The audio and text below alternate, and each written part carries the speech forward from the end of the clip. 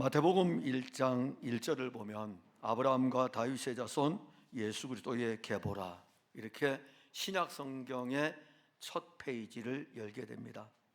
이 말씀은 구약 성경에 기록된 하나님 아버지의 약속이 이제부터 시작이 되고 있는 것을 신약의 첫 페이지를 딱 뗄 때 진행이 됩니다.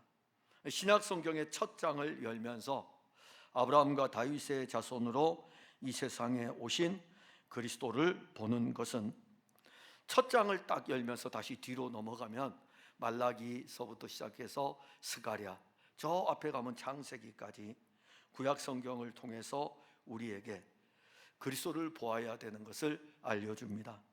우리는 오늘 구약 성경을 읽었습니다. 사무엘상을 읽었습니다. 우리가 읽은 이 말씀을 보게 되면 사울이 다윗을 죽이려고 지금 혈안이 되어 있는 것을 볼 수가 있습니다. 그래서 이 다윗은 사울이 죽이려고 하기 때문에 도망을 다닐 수밖에 없었습니다. 그가 도망을 간 곳이 놉당이었고, 여기서도 그는 이 놉당으로 피신을 했지만은 사울이 언제 또 추격해 올지 모르기 때문에 불안감을 해소하지를 못합니다. 사울이 온다는 이야기를 들을 때에 그는 이 놉당을 떠나서 이제는 블레셋 사람의 땅으로 들어갑니다. 블레셋 사람의 땅으로 들어간다는 것은 사울이 그동안 블레셋 사람들과 전쟁을 하면서 얼마나 많은 블레셋 사람들을 죽였습니까? 피할 데가 없으면 그리로 피하겠습니까? 블레셋 땅 가드로 들어가서 아기스 왕에게 자기의 몸을 의탁하려고 합니다. 근데 이제 그것도 여의치 않으니까는 블레셋 땅 가드를 떠나서 이제 어디로 가냐면은 아둘람 굴로 다시 도망을 합니다. 그리고 이 아둘람 굴에 자기의 몸을 피신합니다. 아둘람은 베들레헴에서 약 20km 정도 떨어진 곳입니다. 여기서 우리가 본다면은, 여기서 병점에서 우리가 출발하면 저 남양 화성시청이 있는 쪽, 약 그 정도 거리, 여기가 베들레헴이라 그러면 약 20km 정도 떨어져 있는 곳에 있습니다. 이곳은요 석회로 되어 있습니다. 석회로 되어 있는 이 굴들이 많이 있습니다. 다윗이 아둘람 굴로 피신을 하였다는 소식을 들은 이 다윗의 형제들, 그리고 다윗의 아버지, 그리고 아버지의 친족들, 이 사람들이 다 다윗에게로 나옵니다. 다윗이 블레셋 땅 가드 왕에게 갔다가 지금 아둘람 굴로 왔대. 그러니까는 이 소식을 듣고 다윗과 가까운 사람들이 다윗에게로 나오고, 환난당한 사람들, 빚진 사람들, 마음이 원통한 사람들이 다윗에게로 나왔는데 쉬어보니까는 성경에 400명이더라. 400명이 이 지금 아둘람 굴 쪽으로 다윗에게로 나왔습니다. 다윗은 지금 자기 인생의 가장 큰 위기를 만나고 있었습니다. 언제 죽을지 모릅니다. 사울은 계속해서 군대를 동원해가지고 자기를 추격하고 있습니다. 이런 상황에서 혼자 도망을 다녀도 힘든데 지금 그의 주변에 몰려든 사람들이 400명이나 되는 것입니다. 그 400명을 데리고 이 아둘람 굴에 이제 같이 있지만은 다윗은 이들을 먹여야 돼요. 그리고 다윗은 이들을 돌보아야 되지만 그 어떤 여력도 없었습니다. 그래서 이제 다윗이 딱 처음 생각했던 건 뭐냐면, 그래, 일단 내 아버지부터 피신을 시켜야 되겠다. 내 부모부터 피신을 시켜야 되겠다. 그래서 이번에는 모압 땅으로 갑니다. 모압 땅 미스베로 가서 모압 왕에게 우리 부모를 좀 맡아주십시오. 하나님이 나의 길을 어떻게 이끄실지 모르니까 우리 부모를 좀 맡겨주십시오. 그래서 모압 왕이 받아들여요. 다윗은 자기의 부모와 형제들을 모압 왕에게 맡깁니다. 그리고 난 다음에 선지자 갓이 다윗에게 와서 이 아둘람 굴에 있지 말고 유대 땅 헤레스 풀로 들어가라고 이야기를 합니다. 그래서 이 아둘람 굴에서 모압 왕에게, 그리고 이제는 헤레스 풀로 다윗은 또 정처 없는 피난의 길을 떠납니다. 이 다윗이 움직이는 이 걸음을 보면서 우리가 피할 곳을 찾고 우리가 어디에다가 우리 신앙의 몸을 둘 수 있겠습니까? 내가 이 신앙을 의탁할 만한 곳이 어디에 있겠습니까? 근데 참 놀라운 것은 오늘 우리의 설교를 보게 되면 설교의 전체 흐름은 그가 이 아둘람 굴에서 그리고 모압 왕에게로 헤레스풀로 옮겨가는 여정에서 거기에서 그 400명의 우두머리가 될 뿐만이 아니라 자기에게로 피신온 이 400명과 함께 용사로 세워져 가는 그 은혜를 보게 될 것입니다. 단순하게 정처 없이 피난길을 떠나는 그 여정이 아니라 그 여정 속에서 이들이 이제는 용사로 세워지는 것을 오늘 우리는 볼 것입니다. 어떤 사람에게는 오늘이 가장 힘들고 어려운 여정일 수 있습니다. 오늘 여기 앉아 있는 분들 중에 내 인생의 가장 힘든 길이 오늘 이 아둘람 굴인 여기일 수 있어요. 다음 주에는 모압왕으로 또 갈 수 있습니다. 그 다음 주에는 유대 광야인 헤레스풀로 또 들어갈 수 있습니다. 그야말로 어떤 사람에게는 힘든 여정, 앞길조차 보이지 아니하는 그런 막막힌 길일 수 있습니다. 그래서 오늘 우리는 이런 상황에서 내가 피할 곳이 어디 있는가, 이런 영적인 물음을 던지면서 하나님의 말씀을 볼 것입니다. 말씀이 우리를 이끌어 피난처로 인도해 줄 뿐만이 아니라 이 피난처에서 이제는 용사로 다시 태어나는 것을 오늘 우리는 볼 것입니다. 다윗은 아둘람 굴로 먼저 피신을 합니다. 1절에 보면 그러므로 다윗이 그곳을 떠나 아둘람 굴로 도망하매, 우리는 히브리 성경에서, 헬라 성경도 마찬가지지만은 히브리 성경에서 지명이라는 것과 그리고 이름에 나오는 그 뜻이 굉장히 중요합니다. 왜냐하면 하나님께서 하나님의 나라의 일들을 이루어 갈 때에 아무나 이렇게 택하는 게 아니거든요. 아무나 택하는 게 아니에요. 꼭 그 이름에 걸맞게 하나님은 그 일을 진행을 하십니다. 아둘람, 이 뜻이 뭘까요? 아둘람은 은신처예요. 피난처입니다. 그래서 이 동굴 자체가 석회암으로 이루어져 있기 때문에 석회암으로 이루어진 이 동굴 안에 피신할 수 있는 곳이 많이 있습니다. 그래서 사울을 피해서 몸을 숨길 수 있는 좋은 은신처가 바로 아둘람입니다. 그래서 이 아둘람을 원래 번역하면 피난처다, 안식처. 다윗은 목동의 아들로 태어났습니다. 그리고 양을 치면서 자랐어요. 어느 날 그가 블레셋 골리앗 장수를 물리치게 됩니다. 이략 이스라엘의 영웅이 되죠. 제가 오늘 저희 손주를 이렇게 안고서, 저희 딸이 그랬거든요. 이 손주에게 책을 이렇게, 손주가 책을 가져오길래 책을 읽어줬어요. 책을 읽어주고 한 2권쯤 읽어주니까는 저희 딸이 아빠, 손주한테 성경 이야기 좀 해주면 좋겠다고. 근데 그걸 생각하고, 그래 오늘도 책을 가져오길래 책을 읽어주다가 제 무릎에 앉혀가지고 제가 이야기 또 듣고 싶지 않으니까 그렇대요. 그래서 노아 이야기를 했어요. 아주 짧게 했습니다. 노아 일을 짧게 했는데 가만히 듣고 있더니 또 들을래 했더니 아니. 왜냐하면은 이게 그림책이 아무것도 없잖아요. 저도 할아버지이기 때문에 할아버지 흉내 내면서 그 옛날에 노아 할아버지가 살았는데 이렇게 하면서 했는데 아니래요. 그 다음에 책을 또 가져와요. 또 읽어줬어요. 그 다음에 읽어주고 나면 무릎에 앉혀가지고 또 해줄까? 했더니 해달래요. 그래서 다윗 이야기를 해줬어요. 다윗 이야기를 하면서 골리앗 장군하고 싸운 이야기를 해주었습니다. 듣기는 들어요. 듣고 나서 제가 뭐 이렇게 액션을 취하면 자기도 막 액션 취하고 그렇게 따라합니다. 바로 이 부분 했어요. 소년 시절일 때에 다윗이 블레셋의 장수였던 골리앗을 물리칩니다. 양치는 소년이었습니다. 누구도 이길 수 없는 그 싸움 앞에 담대하게 섰던 이 다윗, 나는 사시는 하나님 만군의 여호와의 이름으로 나아가노라. 너는 칼과 창으로 나온다면 나는 사시는 하나님 만군의 여호와의 이름으로 나아가노라. 이 전쟁은 다윗을 이제 역사의 전면에, 구원의 역사의 전면에 등장시키는 계기가 됩니다.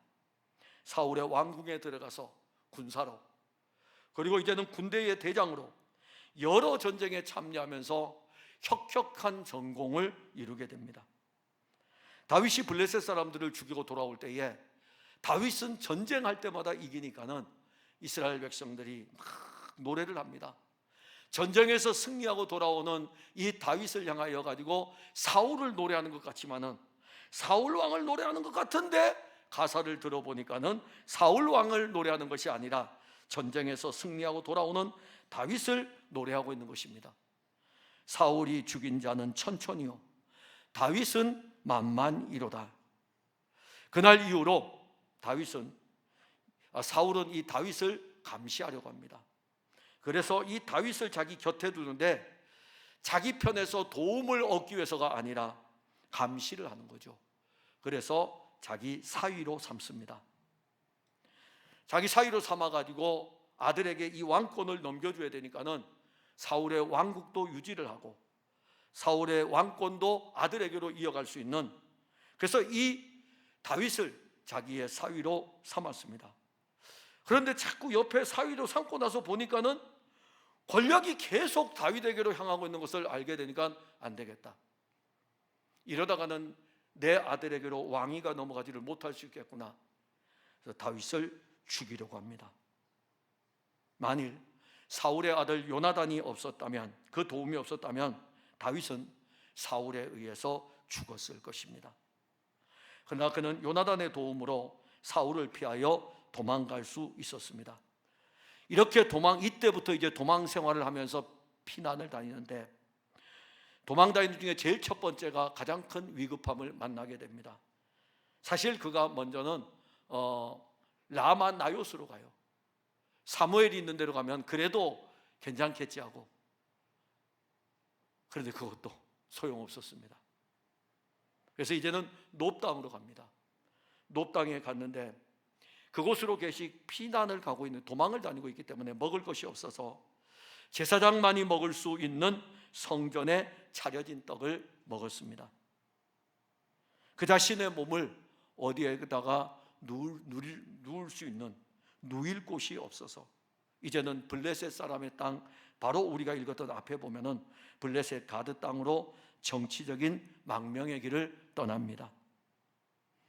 근데 가드 사람들은요, 이 다윗이 온 것을 알고 사울보다 다윗을 더 두려워합니다. 이스라엘 왕이 사울임에도 불구하고 그들은 자기들에게로 도망친 이 다윗을 향해서 이는 그 땅의 왕 다윗이 아니냐. 신하들이 아기스 왕에 그래요. 이 사람은 저 지금 이스라엘 땅의 왕 그 사람 아니냐고. 아니, 이스라엘 땅의 왕은 사울인데요. 얼마나 그들이 이 다윗에 대해서 가지고 있는 이 생각이 다윗에 대해서 두려워하고 있는지를 알 수가 있습니다. 다윗은 가드 땅에서 그들이 하는 이야기를 딱 듣고 난 다음에 여기도 내가 은신할 곳이 아니구나 라고 해서 침을 질질 흘리면서 미친 척합니다. 미친 척해요. 다윗이 연기를 잘하나 봐요. 아주 미친 척합니다. 사람들이 다 속아 넘을 정도로. 이래서 이 위기를 넘깁니다. 그리고 이제 피했던 곳이 어디냐면 바로 아둘람 굴이에요. 오늘 성경에 나오는 아둘람 굴로 피신을 합니다. 다윗이 봤을 때는 석회로 된 이 여러 동굴들 속에서 자기가 숨어 있다면은 이것이야말로 내가 지금까지 피난 다닌 중에서 가장 좋은 피난처이며 은신처라고 생각할 수도 있을 것입니다. 그러나 다윗이 아둘람 굴로 피신했을 때 그때 상황을 그가 기도로 남겼어요. 그게 바로 시편 142편입니다. 그 기도를 보면은요, 내용이 내 속에서 상할 때에도 주께서 내 길을 아셨나이다. 내가 가는 길에 그들이 나를 잡으려고 올무를 숨겼나이다. 오른쪽을 살펴보소서. 나를 아는 이도 없고 나의 피난처도 없고 내 영혼을 돌보는 이도 없나이다. 시편 142편 3절 4절. 아둘람 굴로 피했을 때에 다윗이 이 아둘람 굴이 피난처로 생각하고 아둘람 굴에 몸을 숨기고 있을 때에 그가 거기서 하나님 앞에 기도하던 내용입니다. 아둘람 굴로 도망하면 살 것이라고 생각을 했을 수 있겠죠. 그런데 다윗에게는 이 중심 안에는 여전히 사울이 이 아둘람 굴까지 쳐들어오면 어떻게 될까? 그래서 이 아둘람 굴에 피난하여 있을 때에도 그의 불안은 거쳐지지를 않았던 것입니다. 다윗의 기도 가운데 눈을 들어 오른쪽을 살펴보니 도와줄 사람이 한 사람도 없습니다. 내가 눈을 들어 오른쪽을 살펴보니 도와줄 사람이 한 사람도 없습니다. 오늘 아마 여기에서 힘든 여정의 길을 걷는 사람 중에서는 이런 기도가 내 기도하고 똑같구나. 오른쪽을 봐도 없고 왼쪽을 봐도 없고 나를 도와줄 사람이 한 사람도 없구나. 언제 사울이 추격하여 올지 모르는 그런 불안감이 지워지지 않았습니다. 우리는 다윗이 아둘람 굴을 피난처로 삼았을 때 이 아둘람 굴이 그의 피난처가 될 수 없었던 것을 다윗의 기도에서 알 수가 있습니다. 그래서 다윗은 이 아둘람 굴에서 나와서 그의 부모를 모압 왕에게 위탁을 합니다. 그리고 그는 선지자 갓의 말씀을 듣고 헤레스불로 다시 거처를 옮깁니다. 자, 왜 다윗은 그렇게 거처를 옮겨갈까요? 계속 왜 자기 부모를 모압 왕에게 맡길까요? 왜 그가 아둘람 굴이 그의 온전한 피난처였다면 거기 있으면 될 텐데 얼마나 불안하였으면 선지자 갓을 하나님이 보내셔가지고 선지자 갓의 입을 통하여 가지고 유대 땅 헤레스풀로 들어가라고 했을까요? 아둘람 굴이 피난처이며 은신처 같지만 다윗은 이 아둘람에서 참 힘을 얻지 못하고 있었습니다. 우리는 하나님의 아들 그리스도께서 이 세상에 오셔서 죄인을 구원하는 이 일을 하실 때 그가 어디로 피할 수 있었을까요? 베들레헴 땅에 탄생했을 때 여러분들 집을 좀 내주셨으면 좋을 텐데, 예수님 탄생하실 때에 우리는 다 거절했습니다. 우리 집 오지 마세요. 우리 집 오지 마세요. 우리 집에는 있을 곳이 없습니다. 다 찾아다녔다고요. 여기 오늘 예배드리는 여러분들 모든 집을 다 찾아다니면서 육신을 입고 오신 그분이 여러분들의 마음의 문을 두드리면서 내가 여기에서 태어나야 되겠다, 너 안에 태어나야 되겠다, 딱 문을 닫아 걸었어요. 이 땅에 태어나신 예수님 어디에서 태어났습니까? 마구간에서 태어나지 않았습니까? 태어나자마자 헤롯이 죽이려고 달려듭니다. 2살 이하의 남자아이들. 어디로 피할까요? 여러분들 집으로. 피할 곳이 없었습니다. 그래서 저 애굽으로, 헤롯이 영향을 미치지 못하는 애굽으로 그는 잠시 몸을 피하게 됩니다. 33년을 사는 삶의 여정에서 머리 둘 곳도 없었고, 주변의 사람들은, 하나님을 가장 잘 섬긴다고 하는 그들은 자기들의 종교로 예수를 죽이려고까지 달려들었습니다.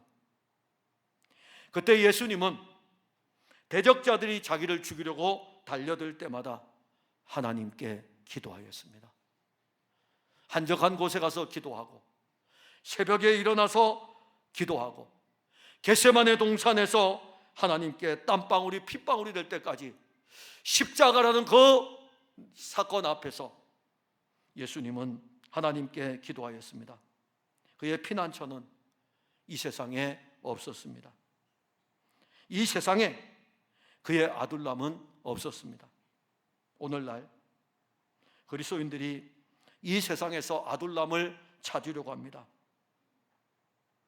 그 아둘람은 잠깐 동안에는 피난처의 역할을 할 수가 있습니다. 그러나 그 피난처가 우리의 완전한 피난처는 아닙니다. 그럼에도 불구하고 오늘 우리 그리스도인들은 아둘람을 자꾸 찾아갑니다. 그들은 지금 이 잠깐의 피난처라도 필요하기 때문입니다. 이 세상에 우리의 피난처는 없습니다. 죄인인 우리가 어디에서 쉴 수 있으며 하나님의 진노가 온 땅을 향하여 내리칠 때에 어디에 우리의 피난처를 만들어 놓고 피할 수 있겠습니까? 사울의 칼이 우리를 비켜갈 것이라고 생각합니까? 사울의 칼은 아둘람 굴뿐만이 아니라 헤렛 숲으로 숨어 있어도 이 칼은 계속 찾아갑니다. 세상이 우리를 도와줄 것이라고 생각합니까? 눈을 들어 오른편을 한번 보시기 바랍니다. 다윗의 기도예요. 눈을 들어 오른편을 보시기 바랍니다. 여러분들의 아내가 누워있죠. 여러분들의 남편이 누워있죠. 오른편을 돌아보니까는 거기에 내가 아는 사람이 있지 않습니까? 잠시 피난처가 되죠. 그러나 내 피난처라고 생각했던 내 남편이, 내 아내가 나보다 먼저 이 세상을 떠납니다. 그리고 나는 또 혼자 남습니다. 이 세상에는 영원한 아둘람이 없습니다. 어리석은 사람들은 그 마음에 하나님 두기를 싫어합니다. 예수를 믿으려고 하지를 않습니다. 세상에는 어리석은 사람만 있는 것이 아니라 어리석은 그리스도인도 있습니다. 이들은 예수를 믿으면서도 아둘람을 피난처로 삼으려고 합니다. 잠시의 피난처가 영원한 피난처로 생각을 하고 그렇게 아둘람에 매입니다. 우리의 아둘람으로 세상을 이길 것이라고 생각합니까? 지금 우리가 의지하고 우리가 피하려고 하는 세상의 것, 이 아둘람에 너무 오래 있지 말기 바랍니다. 너무 오래 있지 마셔요. 이제는 이 아둘람에 나와서 우리의 영원한 피난처가 되시는, 우리의 영원한 피난처가 되시는 그리스도에게로 가야 하는 것입니다. 그래서 오늘 두 번째 보면은 많은 사람들은 아둘람 굴로 간 것이 아니라 다윗에게로 피신합니다. 1절과 2절에 보면 그의 형제와 아버지의 온 집이 듣고 그리로 내려가서 그에게 이르렀고 환난당한 모든 자와 빚진 모든 자와 마음이 원통한 자가 다 그에게로 모였고, 아둘람에 모였다는 것을 이야기하는 것이 아닙니다. 그에게로 모였다는 것입니다. 그에게로 갔다는 것입니다. 다윗이 어디에 있느냐 이겁니다. 다윗이 어디에 있는지, 다윗이 아둘람 굴로 왔느냐? 그러면 거기 가서 아둘람 굴로 우리 같이 숨자가 아니라 그에게로 나왔다, 다윗에게로 나왔다는 것입니다. 다윗이 아둘람 굴로 피신했다는 이 소식을 들은 다윗의 형제들과 그의 부모와 그리고 사울의 시대에 큰 어려움을 겪은 모든 사람들이 다윗에게로 나옵니다. 그들은 다윗을 피난처로 삼는 거죠. 그 사람들의 수가 약 400명입니다. 그 많은 사람들이 왜 다윗에게로 왔을까요? 지금 그들이 겪고 있는 이 고난, 그들이 겪고 있는 이 환난, 그들이 겪고 있는 이 어려움, 나의 유일한 피난처는 다윗이다. 그래서 다윗을 피난처로 삼고 다윗에게로 온 것입니다. 오늘 다윗에게서 온 사람들을 이렇게 이야기합니다. 환난을 당한 사람들. 이것은 누구를 가리키냐면 사울 왕 통치 기간 동안에 사울의 학정으로 인해서 정치적인 고통을 당하는 사람들입니다. 그 다음에 또 나옵니다. 빚진 사람들. 이 사람들은 사울의 통치 기간에 과도한 과세와 그리고 고리대금으로 인하여서 경제적으로 어려움을 겪고 있는 사람들입니다. 또 하나가 나옵니다. 마음이 원통한 사람들. 이 사람들은 사울의 통치 기간에 종교적으로 애매히 고통을 당하는 사람들입니다. 그러면 다윗에게로 피난 온 사람들은 정치, 경제 그리고 종교적으로 애매히 고통을 당하는 박해를 받는 사람들, 그 수가 400명입니다. 왜 그들은 진작에 아둘람굴로, 다윗이 아둘람굴로 가기 전에 자기들이 아둘람굴이 피난처라고 알았다면 아둘람굴은 자기들이 알고 있을 텐데 왜 다윗이 가기 전에 자기들이 아둘람굴로 피신을 하면 되지 않겠습니까? 그들은 다윗이 없는 아둘람굴은 아무 소용이 없습니다. 그들은 아둘람굴을 원한 것이 아니에요. 거기에 다윗이 왔기 때문에 다윗을 그의 피난처로 삼은 것입니다. 다윗은 자신에게로 피신을 온 모든 사람들의 피난처가 되어야 합니다. 그런데 다윗조차도 자기가 앞으로 어떻게 될지 모를 정도로 급박한 상황이 계속 전개되고 있었습니다. 자, 이렇게 급박한 상황에서도 다윗은 이 위기의 상황에서 자기에게로 피신 온 모든 사람들을 다 받아줍니다. 다윗을 피난처로 삼은 이 사람들은요, 지금 다윗의 형편이 어떠하든지 상관없어요. 우린 다윗이면 된다. 그가 도망자 신세냐? 그가 아무것도 없느냐? 상관없다 이겁니다. 우리는 다윗에게만 가면 된다. 그들은 다윗과 함께 있으면 다윗과 함께 아둘람 굴에 있어도 좋고, 그가 헤레스풀로 또다시 옮긴다면, 그래 다윗이 간다면은 우리도 헤레스풀로 같이 간다. 다윗과 함께 가는 걸음이라면 우리는 간다 이겁니다. 다윗이 무려 20번이나 장소를 옮깁니다. 혹시 여러분들 중에 20번 이사한 분 계십니까?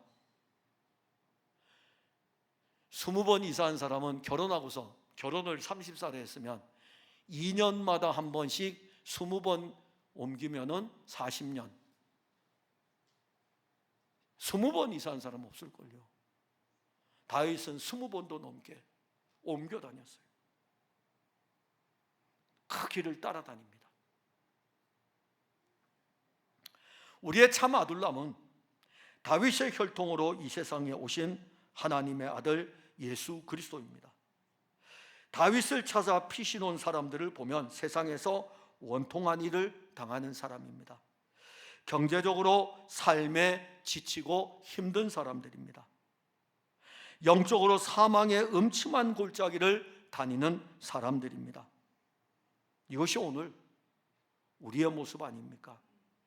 우리의 삶 아닙니까?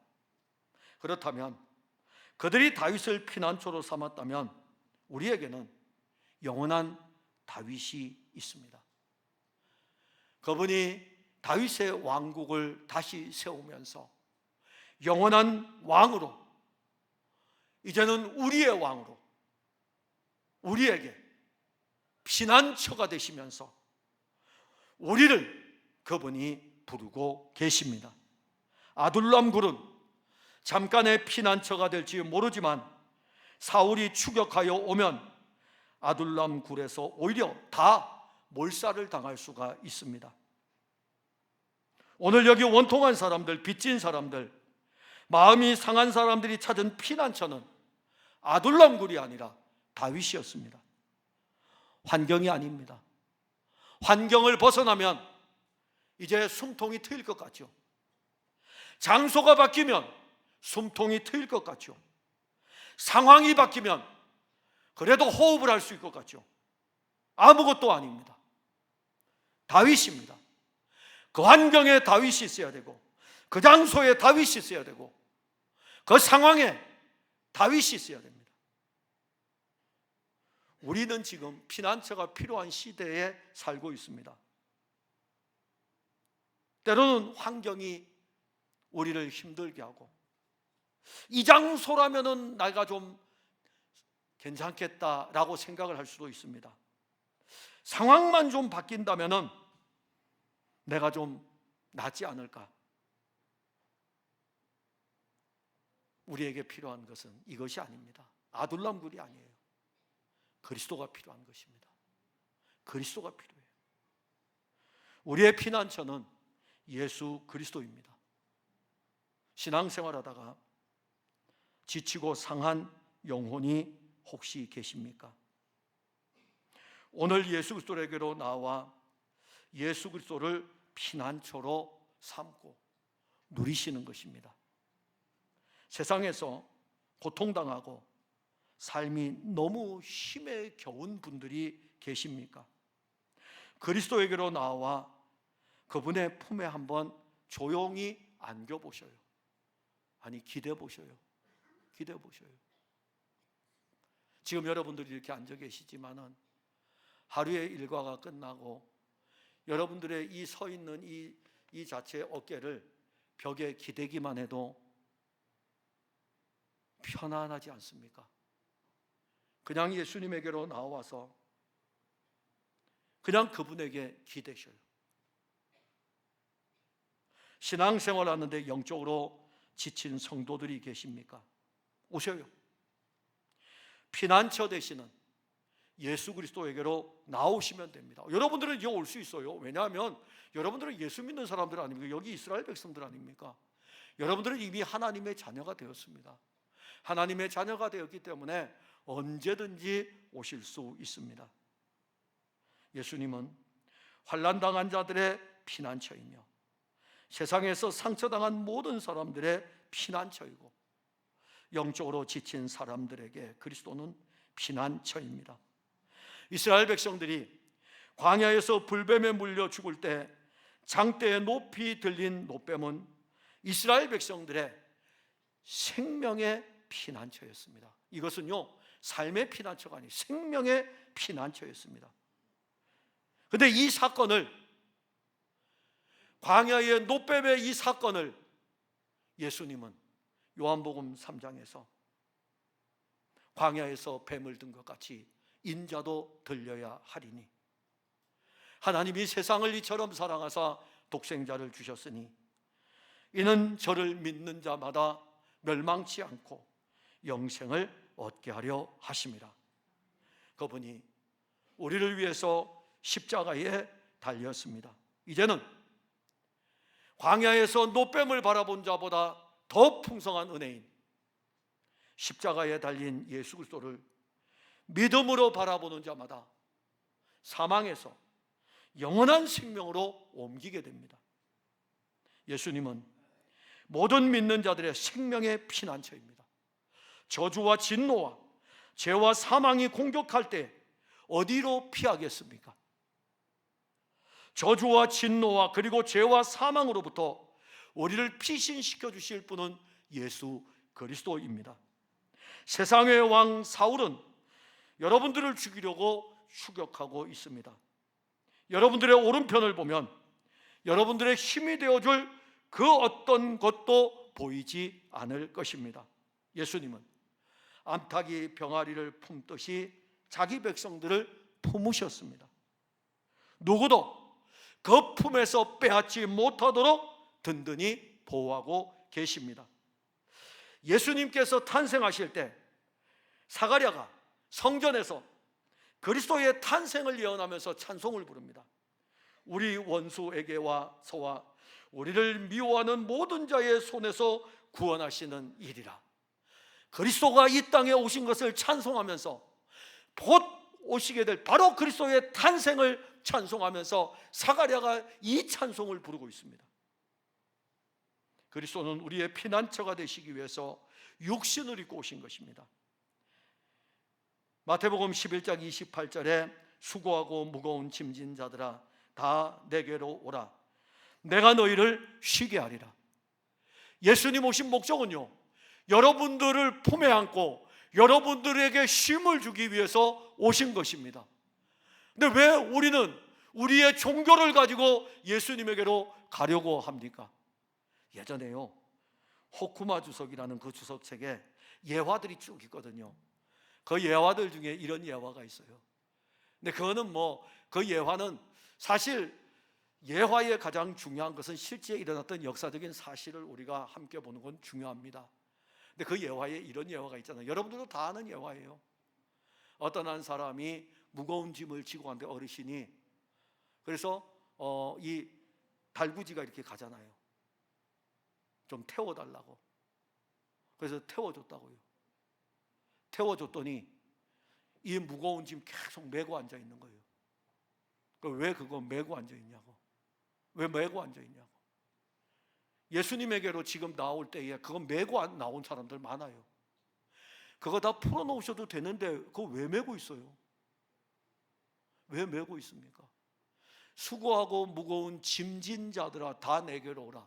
그러면 예수님은 수고하고 무거운 짐진 자들이 내게로 왔을 때에 그 짐 그대로 가지고 내가 너희를 쉬게 하리라고 했을까요? 그 짐은 내가 이제 가져가겠다 이겁니다. 그래서 복음서에서 예수님 고치는 장면에서 안수하는 장면들이 나옵니다. 손을 대시는 장면들이 나와요. 거기서 여러분들이 주목해야 될 것은 예수님이 손을 댔다는 것은 너의 것은 내가 가져가고 내 것을 너에게 주겠다 이겁니다. 그래서 쉼의 은혜가 있는 거예요. 치료와 회복의 은혜가 있는 것입니다. 다윗이 아둘람 굴에서 내 오른편으로 보니 나를 도와줄 사람이 한 사람도 없습니다. 이렇게 기도하고 있다고요. 우리는 우리의 피난처이신 예수 그리스도의 이름으로 기도할 수 있습니다. 나와 엎드리고 나와서 예수님, 나 정말 힘듭니다. 나 좀 도와주셔야 되겠습니다. 구체적으로 안 하셔도 울면서 그냥 어떤 때에는요, 너무너무 답답할 때에는 안에 있는 것이 나오지 않을 때가 있어요. 그럴 때 뭐라고 합니까? 예수님, 안에는 막 꽉 차 있어요. 토설하지 않을지라도 그 이름을 부를 때에 그 안에서 막 그냥 토설되어져 나오는 그 영적인 감동이 우리 안에서 일어납니다. 부르셔요. 내 이름으로 기도하라 그랬잖아요. 내 이름으로 기도하라 그랬어요.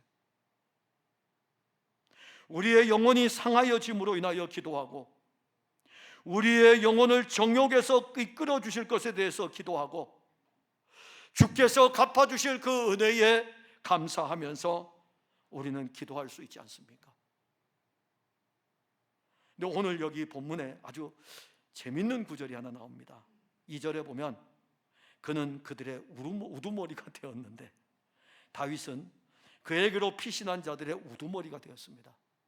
우두머리가 되었다. 그와 함께한 자가 몇 명이었다고요? 400명이었더라.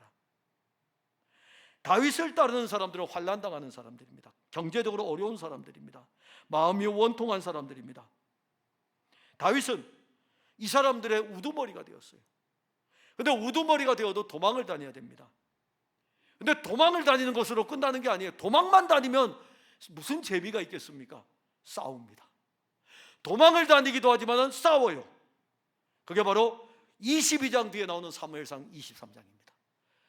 사무엘상 23장에 보면은 다윗은 이 사람들을 데리고 그일라를 구원합니다. 그일라를 구원한 다윗은 다시 그일라를 떠나서 엔게디 요새로 도망을 갑니다. 사울이 계속 추격을 하니까는 다윗이 아둘람굴에서 헤레스풀에 가게 되고 거기에서 그일라가 블레셋 사람들의 침략을 받았다는 이야기를 듣고 그일라로 내려가서 그일라를 구원하고 그일라를 구원했으면 이제 용사들 아닙니까? 그럼에도 불구하고 또다시 엔게디 요새로 도망을 갑니다. 그 사이에 400명이 600명으로 불어났습니다. 이제는 400명에 머물지 않고 이 600명이 그일라를 구원하는 일을 통해서 용사로 바뀌어져 있습니다. 처음 그에게로 피난 온 사람들은 세상에서 지치고 영적으로 힘든 삶을 살았던 사람들이었습니다. 다윗은 이들의 대장이 되었고 이들과 함께하였고 블레셋 사람들이 그일라를 공격할 때 그일라에서 블레셋 사람들을 죽이고 그일라 사람들을 블레셋 사람의 손에서 구원하여 주었습니다. 다윗은 자기에게로 나온 사람들을 군사로 키웠어요. 용사로 키웠습니다. 친히 대장이 되어서 우두머리가 되어서 그들을 영적으로 조련하였고 전쟁에 나가서 싸우는 자로 만들었던 것입니다. 여기가 다윗 왕국의 신호탄입니다. 첫 전투가 벌어지면서 다윗 왕국의 시작이 여기서부터 이제 전쟁들이 나오기 시작하면서 다윗 왕국의 시작이에요. 잘 훈련된 용사들이 아닙니다. 저희 아이 군에 가 있는데 토요일마다 이렇게 전화가 와요. 한 10시쯤에 어저께도 통화를 했어요. 군기가 영 없어요. 대한민국 육군이 저 군사력으로 어떻게 싸울까? 아니 지금쯤이면 군기가 바짝 들어도 네 그렇습니다. 밥 잘 먹고 지내냐? 네 그렇습니다. 이렇게 해야 되는데 네 지낼만 해요. 아니 군대 가기 전이나 지금이나 말투가 똑같은 거예요. 훈련은 열심히 받고 있다 그러더라고요. 아마 이제 훈련이 끝나는 8월 둘째 주에 제가 가게 되면 좀 변해 있겠죠. 말투는 그럴지라도 뭔가 변해 있을 것 같아요. 사진을 보니까 변해 있는 모습이 있습니다. 그냥 훈련소 들어가니까 바뀌더구만요. 우리에게는 싸움에 능한 분이 계시다고요. 다윗도 잘 싸워요. 근데 다윗이 잘 싸우는 것은 원래 전쟁에 탁월한 용사가 아니라 하나님이 그와 함께 하시기 때문이에요. 그런데 우리에게는 하나님 자신이 육신을 입고 와서 우리의 대장이 되셨어요. 모든 전쟁에 탁월한 분이십니다. 다윗에게로 피난온 이 사람들, 세상에서 지치고 영적으로 힘든 삶을 살았던 사람들입니다. 다윗은 이들의 대장이 되면서 이들과 함께합니다. 자기에게 온 사람들을 용사로 키워갑니다. 역대상 11장 15절에 보면 다윗이 헤브론에서 왕위에 오릅니다. 그리고 난 다음에 역대상 11장에서 언급합니다. 11장 15절에 30우두머리 중 세 사람이 바위로 내려가서 아둘람 굴 다윗에게 이를 때에 블레셋 군대가 르바임 골짜기에 진쳤더라. 그 세 사람이 블레셋 사람들의 포위망을 뚫고 베들레헴 성문 곁 우물물을 떠온 용사들입니다. 누가 저 우물을 떠올 수 있을까? 그 우물을 볼 때 다윗이 베들레헴 태생 아닙니까? 내가 먹었던 저 우물물을 누가 떠올 수 있을까? 그런데 그 우물물을 블레셋 군대가 포위하고 있다고요.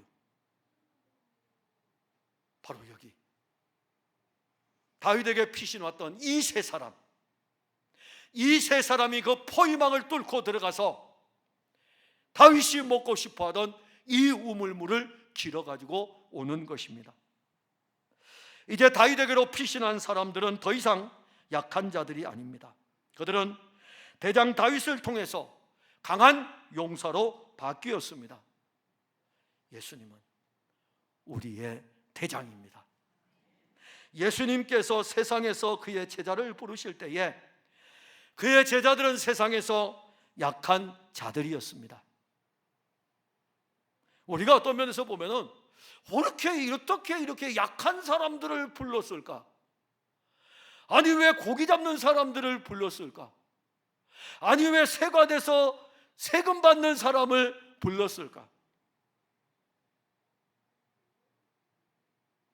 예수님은 이 제자들을 세상과 싸울, 사실 제자들을 볼 때에는 세상과 싸울 만한 용사들이 아닌데 그냥 그들은 세상에서 살아가는 평범한 사람들이었는데 이들이 3년 6개월을 예수님과 함께 살았습니다.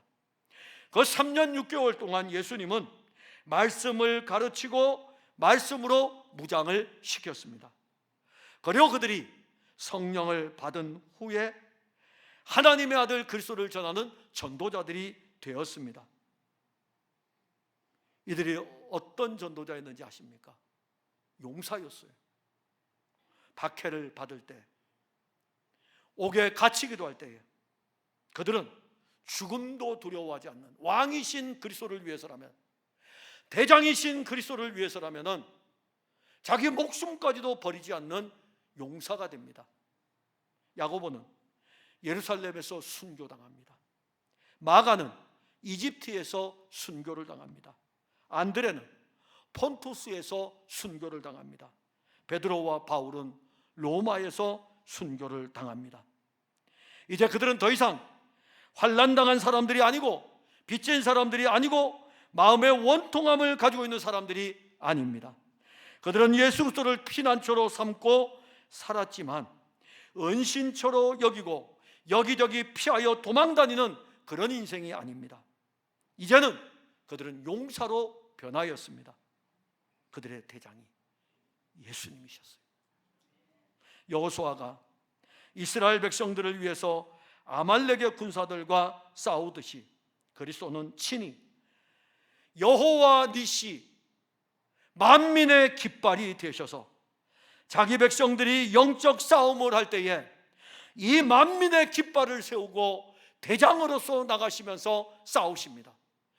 그리스도에게 의탁하신 여러분들이 이제는 그리스도로 말미암아 다시 새 힘을 얻는 것이고, 이 새 힘을 얻어서 대장 되신 그리스도의 십자가 부활의 생명의 깃발을 들고 세상이라는 거대한 바벨론 제국의 영적 세력 앞에 서 있는 것입니다. 그리스도는 우리의 대장이고, 그리고 우리를 이렇게 표현합니다. 바로 디모데에게 편지했을 때 그리스도 예수의 좋은 군사로 나와 함께 고난을 받을지니라. 다윗이 헤브론에서 왕위에 오른 후에 역대상 11장과 12장은 다윗이 왕위에 오르는데 혁혁한 전공을 세운 용사들의 이름이 나옵니다. 다윗을 도와준 사람들의 이름이 나옵니다. 그 이름이 바로 오늘 여기에 있는 여러분들의 이름입니다. 우리의 이름은 하늘의 생명책에 기록되어져 있을 뿐만이 아니라 그리스도 예수의 나라를 위해서 싸우는 군사의 이름입니다. 그 이름이 기록되어져 있습니다. 예수님은 우리의 영원한 왕이에요. 왕 중의 왕입니다. 우리는 그 나라의 용사로 부름을 받았습니다. 우리 신앙의 처음 출발과 예수 그리스도를 처음 만났을 때에는 영적으로 싸울 수 있는 조건이 하나도 없었습니다. 그런데 어느덧 우리가 시간이 지나고 보니까는 영적 싸움을 싸우는 현장에서 예수 그리스도의 깃발 아래 모인 용사들이 되어 있는 것입니다. 지금 우리들에게 이 십자가와 부활의 깃발이 펄럭이고 있습니다. 교회 역사에 보면은 기독교를 로마 제국에서 공식 종교로 인정한 콘스탄티누스 황제가 나옵니다. 이 황제의 예화는 많은 교회사에서 알려주는 교회 역사에서 아주 중요한 것입니다. 그 어머니가 헬레나인데 콘스탄티누스의 아버지 콘스탄티우스가 폰투스 전쟁을 치러 가다가 달마디아에 도착을 했는데 너무너무 지쳐가지고 한 여관집에 들어가서 이제 잠을 청하는데 여관 주인에게, 장군이니까 나한테 여자 좀 불러주세요. 이 여관 주인이 딱 보니까는 대단한 사람 같거든요. 자기 딸을 보낸 거예요. 자기 딸을 들여보낸 거예요. 그 하룻밤에 이 딸이 임신을 한 겁니다. 그런데 모르죠. 콘스탄티우스는 모르죠. 하룻밤 자고 전쟁터로 또 갑니다. 그 하룻밤에 그 아이가 바로 콘스탄티누스예요. 이 어머니가 그 콘스탄티우스의 그 하룻밤을 보내면서 이 아이를 얻었는데 모르니까, 그 콘스탄티우스가 아이를 낳은지 모르니까는 홀로 아이를 키웁니다. 얼마나 힘들겠어요. 그래서 이 헬레나라는 여인이 그때 복음을 접하게 됩니다. 예수 그리스도를 만나게 돼요. 예수 그리스도를 만나고 나서 이 콘스탄티누스에게 끊임없이 복음에 대해서 이야기를 하겠죠. 어느덧 이제 사건들은 또 진행이 되고 이 콘스탄티누스가 장군이 됩니다. 아버지 콘스탄티우스가 갑자기 세상을 떠나요. 그래서 서로마 제국의 패권이 콘스탄티누스하고 당시의 군대의 이 모든 실권을 가지고 있던 막센티우스가 312년에 최후의 일전을 벌입니다. 그게 바로 밀비안 전투입니다. 312년 이 전투를 벌이는데 둘 다 이렇게 하죠. 전쟁의 신, 로마의 전쟁의 신이었던 이 주피터에게 우리를 도와달라고 서로가 그럴 때예요. 근데 콘스탄티누스는 자기 어머니로부터 들은 이야기가 있어요. 전쟁의 신은 누굴까요? 예수 그리스도가 전쟁의 신이죠. 모든 전쟁에 다 이기시는 분인데 그 사람은 그렇게 접근하는 거예요. 모든 전쟁에 다 이기는 분이 예수님이시거든요. 그러니까 그게 생각이 나가지고 있는데 환상 중에 키로 문양이라는 것을 방패에도 새기고 깃발에도 새기고 나가 전쟁하라 이겁니다. 절대적 열세에 있었던 콘스탄티누스 장군의 군대가 이 키로 문양을 그려가지고 전쟁에 나갔는데 이겼어요. 이겼습니다. 그 전쟁에 이기면서 서로마 황제로 등극을 하고 313년에 밀라노 칙령을 발표하면서 이제 앞으로 교회를 박해하지 마라. 교회에서 빼앗은 재산들은 다 돌려주라. 예수 믿는 사람들이 다시 옛날처럼 공직으로 그 자리로 돌아올 수 있도록 해라 라고 하면서 로마 제국에서 기독교를 공식 종교로 인정을 합니다. 그때 그가 환상 중에 보았던 키로 문양이 뭔지 아십니까? 여러분들 많이 보았을걸요? X자, 요 가운데 영어 단어로는 이렇게 P자처럼 써 있죠. X하고 이렇게 써 있는 거, 이게 키로 문양이에요. 이 문양으로 나왔어요. 헬라어로는 크리스토스의 약자입니다. 크시와 로예요. 원래 헬라어로 크시와 로, 크리스토스의 약자입니다. 이 문양으로 나가서 싸우라. 승리했던 거예요. 그리스도가 승리했던 거라고 콘스탄티누스는 그래서 기독교를 공식 종교로 인정을 했던 것입니다. 그런데 콘스탄티누스는 환상 중에 그걸 보면서 전쟁에 나갔고 실질적으로 믿음은 그렇게 있었던 건 아닙니다. 근데 우리에게는 키로 문양하고 비교할 수 없는 내게 그리스도의 흔적이 있다. 예수 그리스도의 십자가와 부활의 생명이 우리의 마음에 새겨져 있지 않습니까? 우리의 신앙에는 그리스도의 십자가와 부활의 이 생명이 새겨져 있습니다. 그리고 우리는 이 전쟁에 나가는 것입니다. 사랑하는 성도 여러분, 우리는 이 세상에서 아둘람굴을 찾으려고 합니다. 지치고 힘들어 우리의 피난처를 찾아 다녔습니다. 근데 이 세상 어디에서도 우리의 아둘람굴이 되지 못하는 것을 우리는 보았습니다. 우리는 살기 위해서 헤레스풀로 도망다니고 엔게디 요새로 피하기도 합니다. 20번만 이사합니까? 어떤 사람은 30번도 이사하겠죠. 이 세상 우리가 피할 곳이 어디 있습니까? 우리는 아둘람굴이 아니라 이 세상에 육신을 입고 오신 그리스도, 십자가에서 그 몸을 내어드린 그리스도, 무덤에서 장사 지낸 후 3일 만에 부활하신 그리스도, 승천하셔서 하나님 보좌 우편에 앉으신 그리스도, 그분에게로 피신하는 것입니다. 예수님이 오늘도 우리를 부르고 계셔요. 수고하고 무거운 짐진 자들아 다 내게로 오라. 내가 너희를 쉬게 하리라. 오늘도 지친 삶, 죄악으로 얼룩진 삶, 상처투성인 삶, 억울한 삶, 원통한 삶 다 가지고 그리스도에게로 나오시기 바랍니다. 예수님은 여러분들은 이미 그리스도 안에서 하나님의 자녀가 되었기 때문에 언제든지 안으십니다. 따뜻하게 맞아주십니다. 그리고 그 품 안에서 시간이 지나면 우리도 예수 그리스도의 군사로 자라게 될 것입니다. 그리고 우리 싸움인데 이 싸움을 통해서, 우리를 통해서 영적 싸움의 현장에서 그리스도의 십자가와 부활의 깃발이 펄럭일 것입니다. 우리의 대장 되신 예수를 위해서라면 베들레헴 성문 곁에 있는 우물물을 목숨 걸고 걸어올 수 있는 영적인 용사가 될 것입니다. 이제 여러분 그리스도에게 와서 좀 쉬셔요. 예수 그리스도에게 여러분들 오셔서 좀 충분히 쉬시고 그리스도로부터 공급되는 그 힘으로 다시 일어나 이 풍성한 교회에서 한 몸의 교회 용사로 힘차게 거대한 바벨론의 세상을 향하여서 나아가기를 바랍니다. 기도하겠습니다. 하나님 은혜를 감사합니다. 우리의 생명의 피난처이신 그리스도 예수여, 주 예수 그리스도에게로 우리가 오늘 피합니다. 우리를 예수 믿게 하여 주심으로 말미암아 그래도 우리가 피할 곳이 예수님밖에 없다는 것을 알게 됩니다. 사랑하는 이들이 여러 상황 속에 있습니다. 그 어떤 상황을 가지고 있던지 간에 그냥 그 모습 그대로 그리스도에게 와서 그리스도의 품에 안기고 그 품에서 다시 한번 쉼의 은혜를 입고 그리스도와 함께 영적 전쟁을 하는 전쟁터에서 생명의 용사들로 힘있게 나아가게 하옵소서. 사랑하는 성도들에게 쉼과 용사의 은혜로 충만케 하옵소서. 예수님 이름으로 기도하옵나이다. 아멘.